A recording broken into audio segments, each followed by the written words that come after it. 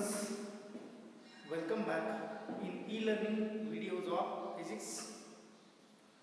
In earlier lecture, we have seen the topic structure of atom and nuclei, and in that topic we know that what is meant by Dalton's model, what is meant by J.J. Thomson's model, what is meant by Rutherford's contradiction with GM experiment, right? Then today's lecture we are going to see Rutherford's atomic model, and in this model we know that what are the postulates of Rutherford's atomic model, what are the merits of Rutherford's atomic model, and what are the demerits of Rutherford's atomic model. We have to see one by one. तर बघा आजच्या lecture मध्ये आपण काय बघणार आहे. तर अगोदर आपण रुदरफोर्डचं जे मॉडेल होतं त्याचे कॉन्ट्राडिक्शन आहे जीएम एक्सपेरिमेंटची ती आपण एक्सप्लेन केलेलं आहे. तर आजच्या लेक्चर मध्ये आपण रुदरफोर्ड्स ॲटॉमिक मॉडेल जे आहे त्याच्यामध्ये त्याचे पॉस्युलेट्स म्हणजे ऍक्च्युअली त्यांनी काय एक्सप्लेन केलं ते, त्याच्यानंतर त्याचे मेरिट्स म्हणजे याची डेव्हलपमेंट काय होती त्याच्यामध्ये, आणि त्याच्यानंतर त्याच्यामध्ये ड्रॉबॅक्स काय आहेत त्याला आपण काय म्हणतोय डीमेरिट्स म्हणतोय, राईट. तर याच्यामध्ये 5 पॉइंट्स आहेत पॉस्युलेट्स मध्ये, ते आपण वन बाय वन बघू. तर first point is that according to Rutherford atom is consist of a very small central core at the center is called as a nucleus. Rutherfordच्या मध्ये काय की ॲटम हा असा तयार झालेला आहे की ज्याच्या सेंट्रलला काय असेल, एक व्हेरी स्मॉल सेंट्रल कोर असेल, आणि त्या सेंट्रल कोरला आपण काय म्हणतोय nucleus, right. Atom is consist of a very small central core, a very small central core called as a nucleus. तर आपण काय म्हणतोय न्यूक्लियस म्हणतो. जर ॲटम आपण कन्सिडर केला अकॉर्डिंग टू Rutherfordच्या मते, जर त्यांनी ॲटम कन्सिडर केला तर त्या ॲटमच्या सेंट्रलला एक व्हेरी स्मॉल सेंट्रल कोर असेल, आणि त्या सेंट्रल कोरला आपण काय म्हणतोय न्यूक्लियस म्हणतोय, right. Second point, when you consider this nucleus it carries all positive charge and most mass of the atom, right. It carries positive charge and maximum mass. हा काय करतोय बघा.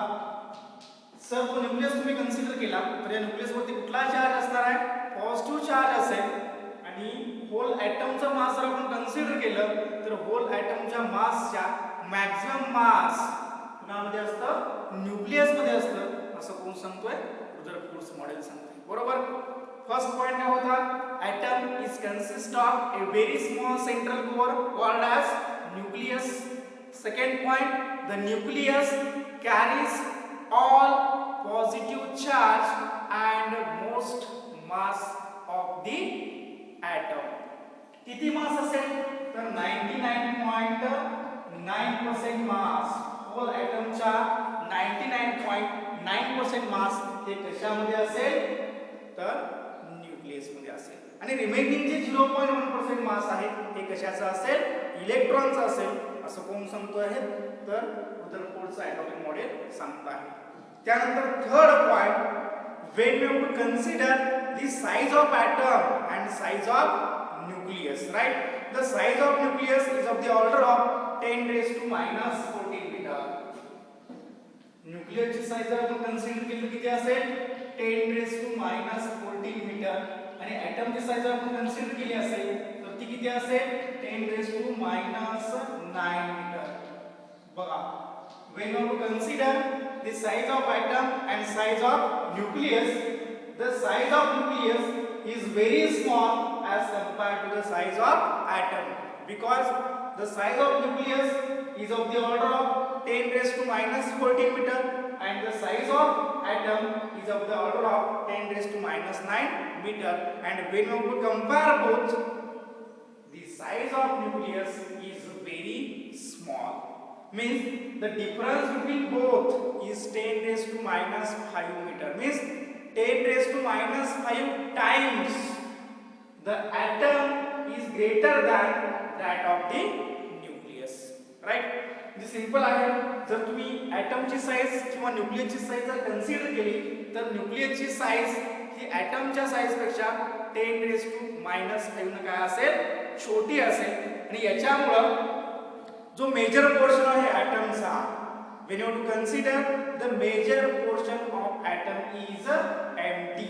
काय असेल बघा, ह्या जर साईज आपण अशा कन्सिडर केल्या, the major portion of atom is empty. Major portion of atom is empty असेल. त्यामुळं का तर साईज छोटी असल्यामुळे, न्यूक्लियसची साईज छोटी असल्यामुळं, कुणाच्या साईज पेक्षा ॲटमच्या साईज पेक्षा न्यूक्लियस साईज छोटी असल्यामुळं त्या दोघांच्या मधला जो मेजर स्पेस आहे हा टोटली काय असेल, एम्प्टी असेल.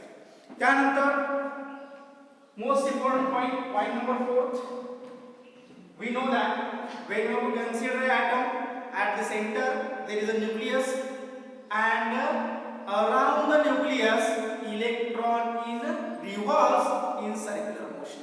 Right? At that time we know that for the circular motion we require necessary centripetal force. For any object, for any body, for moving in a circular motion, this body requires centripetal force. And in this case, the necessary centripetal force is provided by the electrostatic force of attraction between positively charged nucleus and negatively charged electron. बरोबर. तर या केस मध्ये मला काय सांगायचं आहे बघा, की ॲटम जर आपण कन्सिडर केला तर त्या ॲटमच्या सेंटरला कोण असणार आहे, न्यूक्लियस असेल. आणि त्याच्या भोवती कोण फिरत असणार आहे, इलेक्ट्रॉन फिरत असेल. इलेक्ट्रॉन हा कसा मूव्ह होतो, सर्क्युलर मोशन मध्ये मूव्ह होतो. आणि कोणत्याही बॉडीला जर सर्क्युलर मोशन मध्ये मूव्ह व्हायचं असेल तर कुठला फोर्स लागतोय, सेंट्रिपिटल फोर्स लागतोय. आणि हा सेंट्रिपिटल फोर्स कोण प्रोव्हाइड करतोय, तर जो न्यूक्लियस आहे, जो पॉझिटिव्हली चार्ज आहे, आणि जो इलेक्ट्रॉन आहे, जो निगेटिव्हली चार्ज आहे, यांच्यामधलं जे फोर्स ऑफ अट्रॅक्शन आहे, यांच्यामधलं जे इलेक्ट्रोस्टॅटिक फोर्स ऑफ अट्रॅक्शन आहे, हे काय प्रोव्हाइड करते, या दोघांना सेंट्रिपिटल फोर्स प्रोव्हाइड करते. आणि त्यामुळे तो इलेक्ट्रॉन काय करतोय, सर्क्युलर मोशन मध्ये रिव्हॉल्व होतोय. बरोबर का? Right. Electrons revolves around the nucleus in circular orbits and the revolution of electron was necessary centripetal force. जर सेंट्रिपिटल फोर्स नसेल, फॉर एक्झाम्पल की इलेक्ट्रॉन न्यूक्लियस भोवती रिव्हॉल्व व्हायला लागलाय आणि जर त्याच्यामध्ये सर्क्युलर मोशन किंवा सेंट्रिपिटल फोर्स नसेल तर तो इलेक्ट्रॉन काय होईल, न्यूक्लियस मध्ये कोलॅप्स होईल. आणि त्यामुळं त्याला सेंट्रिपिटल फोर्स असणं काय आहे, मस्ट आहे. Right. Electrons revolve around the nucleus in circular orbits. The revolution of electron was necessary without centripetal force. आणि जर सेंट्रिपिटल फोर्स नसेल तर ते इलेक्ट्रॉन्स कुठं फॉल्स होतील, सेंटर ऑफ द न्यूक्लियसला फॉल्स होतील. हे त्याचं पुढचं पोस्टलेट आहे. नेक्स्ट वन आहे, we know that atom is electrically neutral. Atom हा कसा आहे, electrically neutral. Why atom is electrically neutral? Because we know that in case of atom, at the center there is a positively charged nucleus, around it negatively charged electron revolves, and when you have to combine both then plus minus we know that what happens, therefore the whole charge of an atom is neutral or zero. त्यामुळे ॲटमचा total charge असेल तर एकतर 0 असेल किंवा तो काय असेल, neutral असेल. बरोबर. अशा प्रकारे किती पोस्टलेट्स आहेत, 5 postulates आपण बघितले. पहिलं पोस्टलेट होतं atom is consist of a very small central core called as nucleus. Second postulate होतं it carries all positive charge and most mass of the atom. right. Third postulate काय होतं, size of the nucleus is very small as compared to the size of atom and difference between both is 10⁻⁵ meter. Therefore the major portion of the atom is empty. Then next one आपण काय बघितलं, electrons revolves around the nucleus in a circular orbit and if there is a centripetal force required for its circular motion, if there is no centripetal force then electrons falls inside the nucleus or collapse inside the nucleus. Right. Then next one, atom is electrically neutral because positive charge, nucleus has positive charge and electron has negative charge, and when you combine both, then there is a neutral conditions occur, therefore the charge on whole atom is neutral, right? Then next one, merits. पुढचा point कुठला आहे बघा याचे merits. According to the Rutherford model, काय होतो बघा, according to the Rutherford model, the space between nucleus, the space between the orbits of the electrons and nucleus is mostly empty. बाबा काय म्हणतोय की यांच्या साइज आपण कन्सिडर केली आहे, साइज ऑफ ॲटम आपण कन्सिडर केली आहे, साइज ऑफ न्यूक्लियस आपण कन्सिडर केली आहे, परंतु यांच्यामध्ये जो गॅप आहे 10⁻⁵ मीटरचा, त्याच्यामध्ये इलेक्ट्रॉन्स आणि न्यूक्लियस यांच्यामधला मॅक्सिमम पार्ट हा कसा आहे, एम्प्टी आहे, आणि त्यामधून त्या एम्प्टी जो रिजन आहे त्या रिजन मधून मॅक्सिमम अल्फा पार्टिकल्स काय होतात, मूव्ह होतात, आणि त्यामुळं empty space undeflected and a very few which are in the direct line with the tiny nucleus are extremely close to it. म्हणजे याच्यामध्ये आपल्याला काय एक्सप्लेन करता येतं बघा, की जर आपण मेरिट्स कन्सिडर केले तर या मेरिट्स मध्ये ऍक्च्युअली 2 पॉइंट्स आहेत. आपण सांगतोय according to the Rutherford model, the space between electrons and nucleus is empty, therefore the most of the electrons are, or most of the alpha particles are passes through this empty space. म्हणजे या empty space मधनं most of the electrons किंवा alpha particles काय होतात, pass out होतात, आणि त्यातले very small हे काय होतात, डिफ्लेक्ट होतात डायरेक्ट लाईन. आणि याच्यामध्ये हे सगळे क्लोज असतात, एकमेकांच्या काय असतात, क्लोज असतात, म्हणजे डायरेक्ट पास आउट होते किंवा डिफ्लेक्ट होते, हे सगळे एकमेकांच्या काय असतात, जवळ असतात. ते आपण कुठे बघितलंय, जीएम एक्सपेरिमेंट मध्ये बघितलंय, बरोबर का. जीएम एक्सपेरिमेंट मध्ये काय होते, तर काही पार्टिकल्स हे डायरेक्टली मूव्ह होतात, काही पार्टिकल्स हे स्मॉल अँगलवर मूव्ह होतात, काही पार्टिकल्स हे ग्रेटर दॅन 90 डिग्री अँगलने पण काय होतात, मूव्ह होतात. तर तेच इथं रुदरफोर्डला सांगायचं आहे की अकॉर्डिंग टू रुदरफोर्ड मॉडेल, ज्यावेळी अल्फा पार्टिकल्स मूव्ह होत असतात किंवा ज्यावेळी आपण ॲटम कन्सिडर करतोय, त्यावेळी ॲटम मध्ये जो न्यूक्लियस असतोय, तो न्यूक्लियस आणि इलेक्ट्रॉन्स यांच्यामधला बराच पार्ट हा काय असतोय, एम्प्टी असतोय, आणि most of alpha particles pass through this empty space. Number of alpha particles काय करतात, त्या एम्प्टी स्पेस मधून पास आउट होतात आणि अनडिफ्लेक्टेड होतात, and very few which in the direct line with a tiny nucleus. म्हणजे आपल्याला माहिती आहे की काही आहे ते डायरेक्टली मूव्ह होतात, व्हेरी स्मॉल काय होतात, डिफ्लेक्ट होतात, आणि त्यामुळे सगळे कसे असतात, क्लोज असतात. काही काय तर काय होतात, रिपेल्ड होतात, म्हणजे गोल्ड परवरती इन्सिडेंट झाले अल्फा पार्टिकल, तर तिथून ते काय होतात, रिफ्लेक्टिव्ह होतात. हे आपण कशावरून सांगू शकतोय, व्हेरिएशन्स ऑफ जीएम मॉडेलवरून सांगू शकतोय. पुढचं हे झालं most of the alpha particles, most of the alpha particles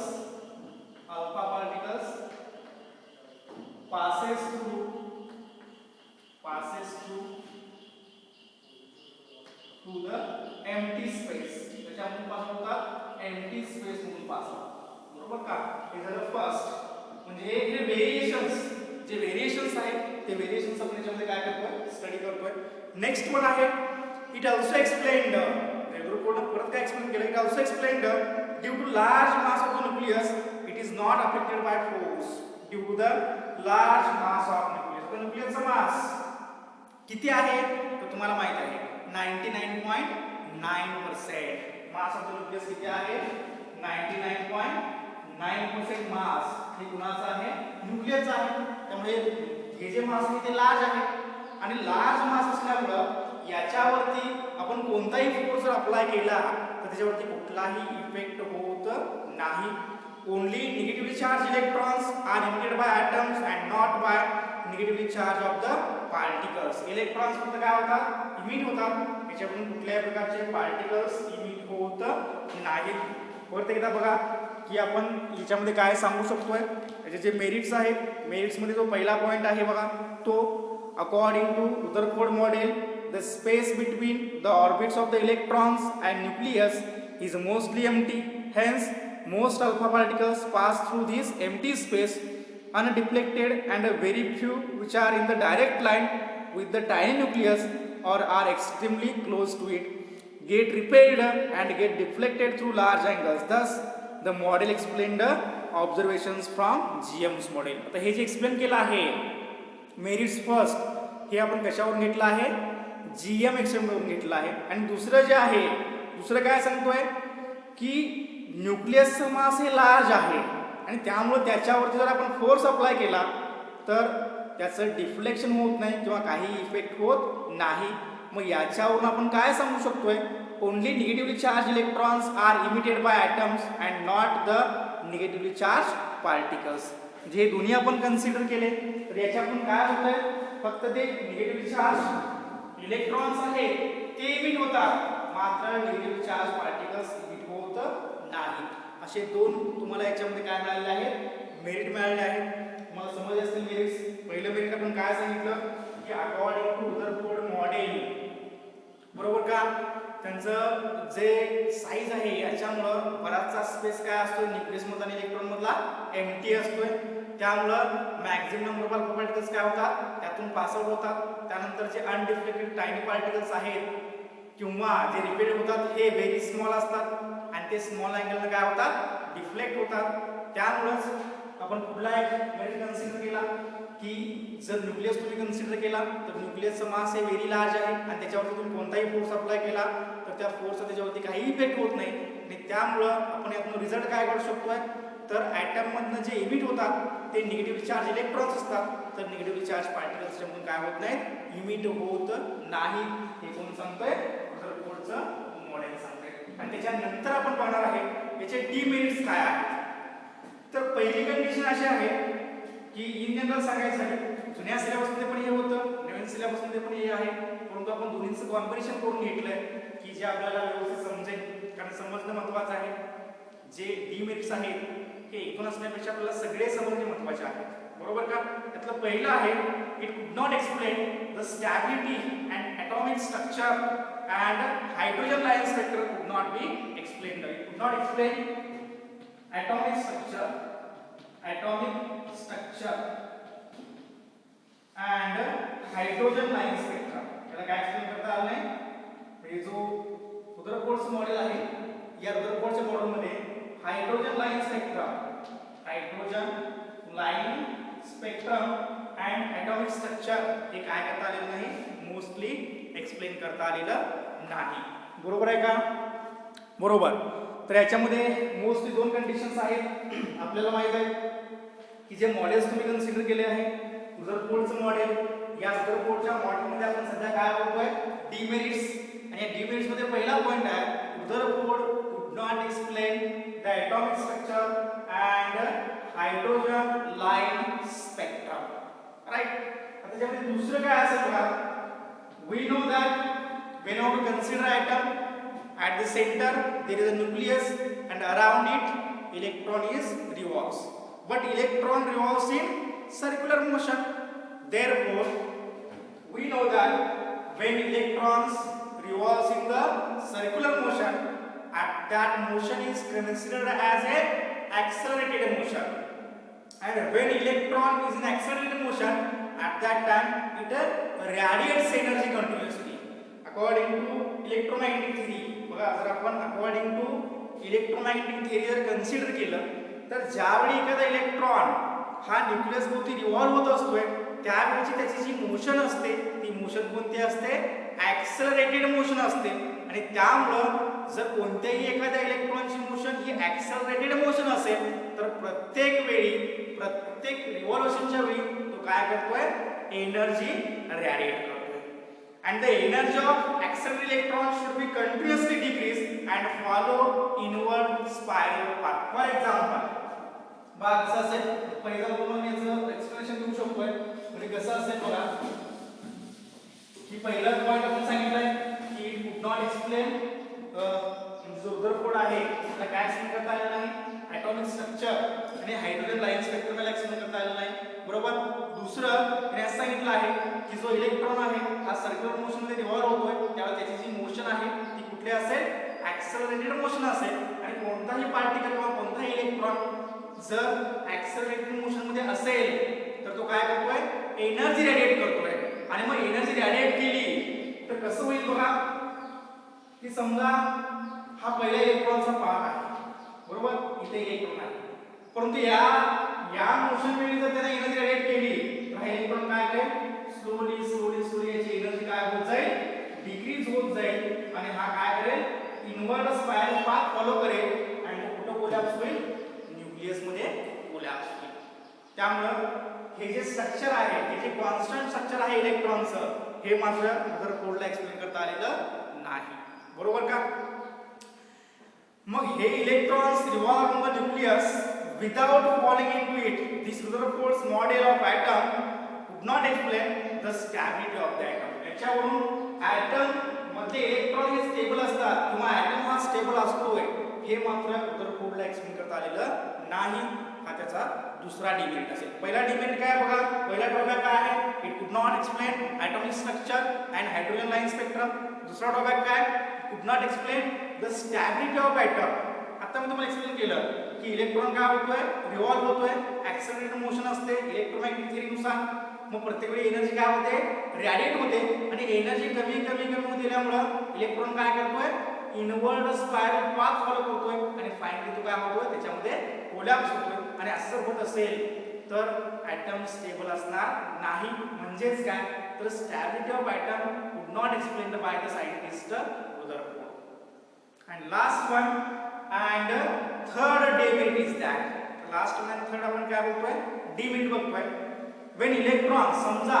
की तो प्रत्येक स्टेपला तो जो इलेक्ट्रॉन आहे जो रिव्हॉल्व व्हायला लागलाय न्यूक्लियस भोवती हा प्रत्येक स्टेपला जर एनर्जी रेडिएट करत असेल तर ऑब्वियसली काय होणार आहे इनवर्ड स्पायरल पाथ फॉलो करणार आहे आणि त्यावेळी when electrons followed inward spiral path their angular velocity and angular frequency continuously increases बघा ज्यावेळी इलेक्ट्रॉन हा इनवर्ड स्पायरल पाथ फॉलो करतोय त्यावेळी त्याची जी अँग्युलर फ्रिक्वेन्सी आणि जी अँग्युलर वेलोसिटी आहे ही कंटिन्युअसली काय होते इनक्रीज होते त्यामुळे ॲटम काय इमिट करतोय कंटिन्युअस स्पेक्ट्रा इमिट करतोय आपल्याला असं वाटतंय की कंटिन्युअसली त्यांची एनर्जी कंटिन्युअसली त्यांची अँग्युलर फ्रिक्वेन्सी आणि अँग्युलर वेलोसिटी काय व्हायला लागली डिक्रीज व्हायला लागली त्यामुळे जो ॲटम आहे त्याला कोणता स्पेक्ट्रा आहे असं आपण म्हणतोय कंटिन्युअस स्पेक्ट्रा आहे असं म्हणतोय परंतु ज्यावेळी आपण नंबर ऑफ एक्सपेरिमेंट्स परफॉर्म करतोय त्यावेळी मात्र तो कंटिन्युअस स्पेक्ट्रा नसतोय तर तो काय असतोय लाईन स्पेक्ट्रा असतोय त्यामुळे हायड्रोजन लाईन स्पेक्ट्रा किंवा हायड्रोजन लाईन स्पेक्ट्रा हा रुदरफोर्डला एक्सप्लेन करता आलेला नाही म्हणून याची थिअरी आपण काय करतोय रिजेक्ट करतो बरोबर का तर अशा प्रकारे आपण काय बघितलं आहे रुदरफोर्डचं ॲटॉमिक मॉडेल बघितलं आहे त्याच्यामध्ये पहिला आपण कॉन्ट्रडिक्शन बघितलं होतं त्याच्यानंतर तुम्ही काय बघितलं पॉस्टुलेट्स बघितले 4 पॉस्टुलेट्स आहेत त्यानंतर मेरिट्स बघितले त्यानंतर डिमेरिट्स बघितले तुम्हाला सगळ्यात शेवटी मी होमवर्क देणार आहे होमवर्क तुम्हाला सगळ्यात शेवटी मी देणार आहे त्यामुळं आता आपण पुढचा एक पॉईंट बघूया बरोबर का हा झाला फर्स्ट पॉईंट त्यानंतर आपण काय करतोय पुढचा एक पॉईंट बघूया कोणता पॉईंट असेल बघा ॲटॉमिक स्पेक्ट्रा त्यात आपण ॲटॉमिक स्पेक्ट्रा मला वाटतं हे तुम्हाला समजलं असेल सगळं रुदरफोर्डचं मॉडेल हे अतिशय सोपं मॉडेल आहे हे तुम्हाला समजलं असेल याच्या पुढे आपण बघतोय ॲटॉमिक स्पेक्ट्रा त्यामुळे पुढला पॉईंट कुठला असेल ॲटॉमिक स्पेक्ट्रा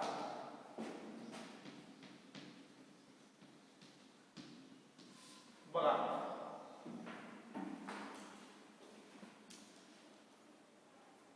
आता ॲटॉमिक स्पेक्ट्रा कन्सिडर करताना पहिल्यांदा आपण बघितलं आहे की रुदरफोर्डच्या मॉडेलमध्ये कंटिन्युअस स्पेक्ट्रा जे कंटिन्युअस स्पेक्ट्रा आहे असं वाटतात रुदरफोर्डला परंतु त्या कंटिन्युअस स्पेक्ट्रा असतात का नाही तर एक्सपेरिमेंट परफॉर्म केल्यानंतर आपल्याला काय मिळतात त्या लाईन स्पेक्ट्रा मग पहिल्यांदा आपल्याला स्टे करायला पाहिजे की कंटिन्युअस स्पेक्ट्रम म्हणजे काय बघा काय continuous spectrum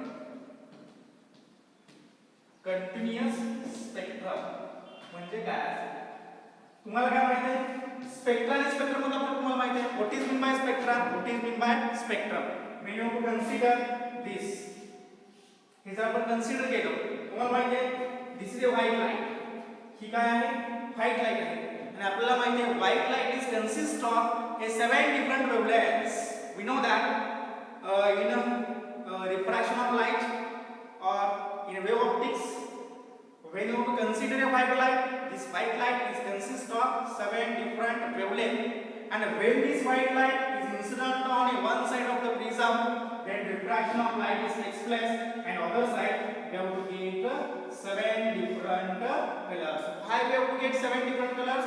Because the white ray is made up of 7 different wavelengths. Therefore, the bunch of these rays is called as a spectrum.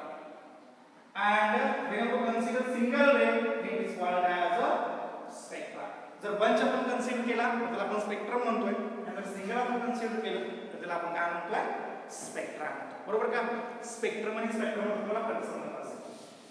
हे झालं spectrum आणि spectrum. परंतु कंटिन्यूअस स्पेक्ट्रम कशाला म्हणायचं? Continuous spectrum, suppose out to consider any one metallic object. आपण काय consider करायचं आहे? कुठलाही एखादा मेटॅलिक ऑब्जेक्ट कन्सिडर करा आणि त्या मेटॅलिक ऑब्जेक्टला काय करायचं? हीट करायचं. For example we have to consider this in tube. We have to consider a metallic object here and we have to continuous heating it. त्याला आपण काय केलं? कंटिन्यूअस हीटिंग केलं. आता ज्या वेळेला हीटिंग करतोय त्यावेळेस याच्यामध्ये काय होणार? रेडिएशन्स इमिट होणार, आणि जे इमिट होणारे रेडिएशन्स आहे ते कसे असणार आहेत?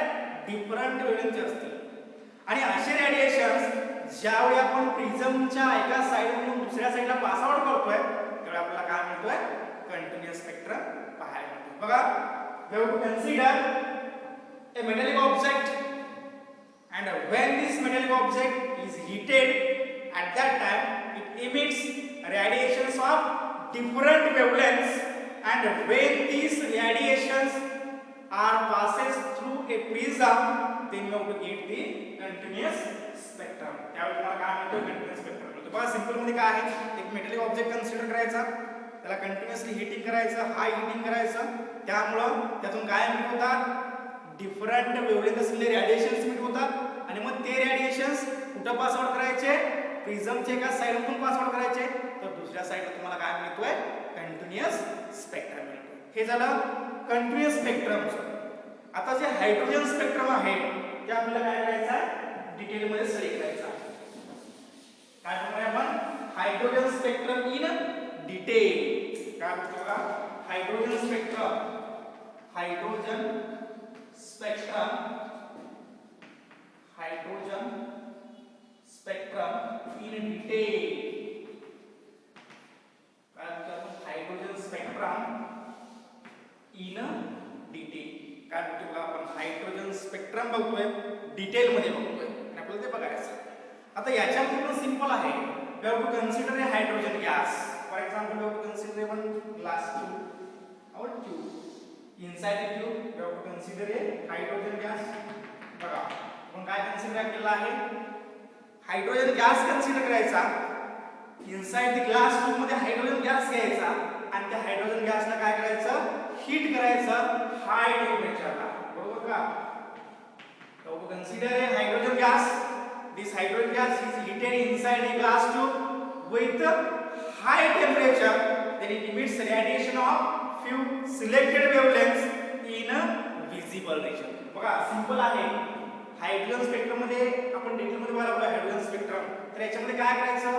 हायड्रोजन गॅस घ्यायचा, आणि हायड्रोजन गॅस कशामध्ये घ्यायचा? इनसाइड द ग्लास ट्यूब मध्ये घ्यायचा, आणि त्याला हाय टेम्परेचरला काय करायचं? हीट करायचं. त्यावेळी हा काय इमिट करतोय? रेडिएशन्स इमिट करतोय. कुठले रेडिएशन्स इमिट करतोय? ज्या फ्यू सिलेक्टेड वेव्हलेंथ आहेत यांचे रेडिएशन्स हा इमिट करतोय. मग या वेळेला कुठल्या असतील? तर 410 नॅनोमीटर असेल. दुसरं याच्यामध्ये असेल 434 नॅनोमीटर, 434 नॅनोमीटर असेल. त्यानंतर तिसरं फ्यू सिलेक्टेड वेव्हलेंथ आहे, त्यामुळे 486 नॅनोमीटर असेल, 486 नॅनोमीटर असेल. चौथा आपण बघू शकतोय 656 नॅनोमीटर असेल, 656 नॅनोमीटर असेल. म्हणजे अशा 4 वेव्हलेंथ असलेले रेडिएशन्स काय करतोय? तो इमिट करतोय. बरोबर का? कुठे इमिट करतोय? हे सगळं विजिबल रिजन मध्ये. Visible region, right. वापरत येतात. We have to consider hydrogen gas inside a glass tube and heat with high temperature. then it emits a radiation of few selected wavelength in a visible region, and that wavelengths are 410 nanometer, 434 nanometer, 486 nanometer, and 656 nanometer. Next one, we have to consider the radiations of these wavelengths. दुसऱ्या केसला आपण काय करतो बघा, पहिला point. दुसऱ्या पॉइंटला आपण काय करतोय की एवढे वेव्हलेंथ असलेले रेडिएशन आपण कन्सिडर करायचे, right. We have to consider a radiations of these wavelengths, and these radiations are allowed to pass through the prism. Therefore the lines are seen in the spectrum called as emission lines. For example, आपण असं म्हणू शकतो की या wavelength असलेले radiations, ही wavelength असलेले जे radiations आहेत, हे रेडिएशन्स काय करायचे, प्रिझमच्या एका साइडमधून पास आउट करायचे, तर दुसऱ्या साइडला आपल्याला काय मिळतात, ज्या लाइन्स मिळतात त्या लाइन्सला आपण काय म्हणतोय, emission lines. This lines is called as emission lines, right.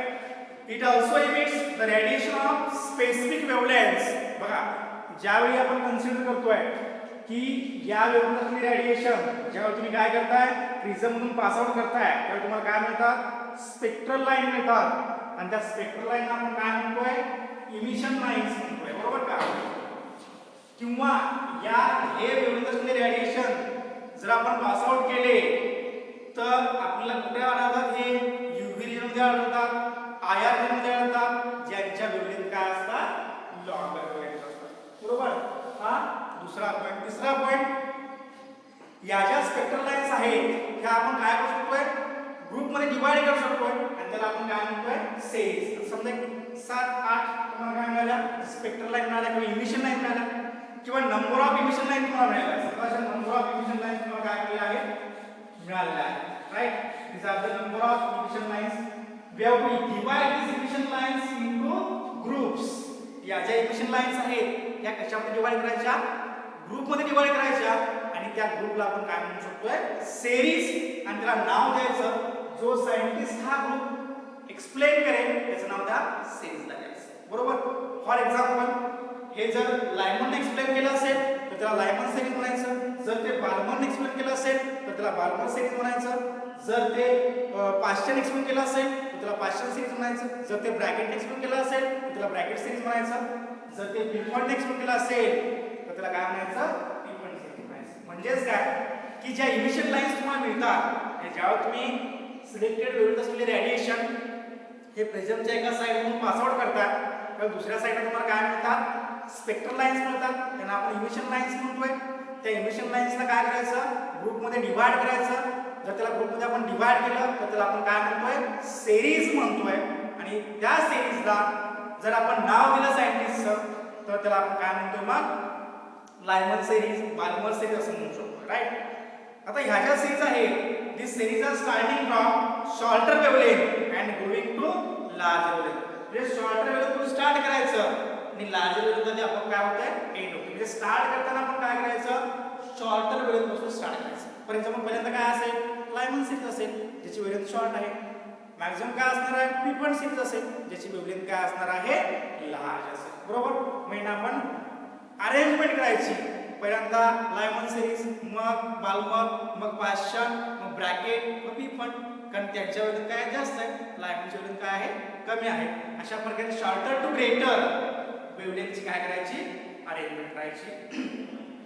In each series, next point आहे, in each series separation between successive and they reach a limiting value. प्रत्येकाच्या व्हॅल्यू काय असतील, लिमिटेड असतील, लक्षात ठेवा. आता असं नाही की याची व्हॅल्यू इथून इथं असेल, याची व्हॅल्यू इथून इथं असेल, कारण first orbit, second orbit, third orbit, fourth orbit आपण कन्सिडर करतोय. म्हणजे यांच्यामध्ये जे सेपरेशन आहे ते स्पेसिफिक असेल, त्याची व्हॅल्यू लिमिटिंग असेल. फॉर एक्झाम्पल, ही जर लायमन सीरीज असेल, बघा, ही जर लायमन सीरीज असेल तर काही डिस्टन्स मध्ये काय असणार आहे, बाल्मर सीरीज असेल. काही डिस्टन्स मध्ये काय असणार आहे, पाश्चन सीरीज असेल. काही डिस्टन्स मध्ये ब्रॅकेट असेल. काही डिस्टन्स मध्ये काय असणार आहे, पिफॉन्ट सीरीज असेल, बरोबर का. म्हणजे यांच्या व्हॅल्यूज काय असतात, यांच्यामध्ये सेपरेशनच्या व्हॅल्यू काय असतात, लिमिटिंग व्हॅल्यू असतात. आणि मग या व्हॅल्यूला ऑब्झर्व केल्यानंतर the observed wavelengths of the emission lines are found to be obey the relation. आणि सगळं ऑब्झर्व केल्यानंतर आपलं एक रिलेशन मिळत आहे. हे रिलेशन काय आहे बघा, 1/λ is equal to r into 1/n² minus 1/n². तर जुन्या सिलेबसमध्ये इथे काय आहे, 1/n² मायनस 1/p² किंवा p² मायनस n² आहे. p² मायनस n² एकत्र पण चालते किंवा n² मायनस n² एकत्र पण चालते. ज्या स्केल आपण कन्सिडर करतोय त्याच्यावरती काय असते, डिपेंड्स असते. तर तुम्हाला हा प्रॉब्लेम मिळतोय 1/λ is equal to r into 1/n² minus 1/n². तर आपल्याला हा फॉर्म्युला डिराइव्ह करायचा आहे, बरोबर का. म्हणजे हा जो फॉर्म्युला आहे हा बाल्मरचा फॉर्म्युला आहे आणि हा बाल्मरचा फॉर्म्युला तुम्हाला काय करायचा आहे, डिराइव्ह करायचा आहे. त्याच्यामध्ये r म्हणजे काय असणार आहे, रेडबर्ग कॉन्स्टंट असेल. हा फॉर्म्युला आपण काय करतोय, डिवाइड करतोय. तुमचे लॅम्बडा म्हणजे वेव्हलेंथ ऑफ लाईन असेल, r म्हणजे रेडबर्ग कॉन्स्टंट असेल आणि n आणि m हे काय असतील, इंटिजर्स असतील, बरोबर का. n आणि m काय असणार आहे, इंटिजर्स असतील. The wavelength decreases with increase in m. आता याच्यामध्ये काय होणार आहे बघा, जसं तुम्ही m ची व्हॅल्यू इनक्रीज कराल तसं वेव्हलेंथ काय होत जाते, डिक्रीज होत जाते. m ची व्हॅल्यू तुम्ही जसं इनक्रीज कराल तसं लॅम्बडाची व्हॅल्यू काय होत जाते, डिक्रीज होत जाते. and the successive lines in a given series come closer and closer and ultimately reach the value of. जसं तुम्ही इनक्रीज कराल तसं हे डिक्रीज होते आणि ते एकदम क्लोज येतात आणि मग रिलेशन फॉलो करतात. Lambda is equal to n² by r. Relation follow करतात. Lambda is equal to n² by r in the limit m tends to infinity. काय लिमिट असेल, m टेंड्स टू इन्फिनिटी हे त्याचं limit असेल. म्हणजे इथपर्यंत तुम्ही काय करू शकता, ते इन्क्रीज करू शकता for different values of n. हे लिमिट तुम्ही घेऊ शकता कशासाठी, डिफरंट व्हॅल्यूज ऑफ n साठी, बरोबर का. तर अशा प्रकारे हे ॲटॉमिक स्पेक्ट्रम आपण बघितलं आहे.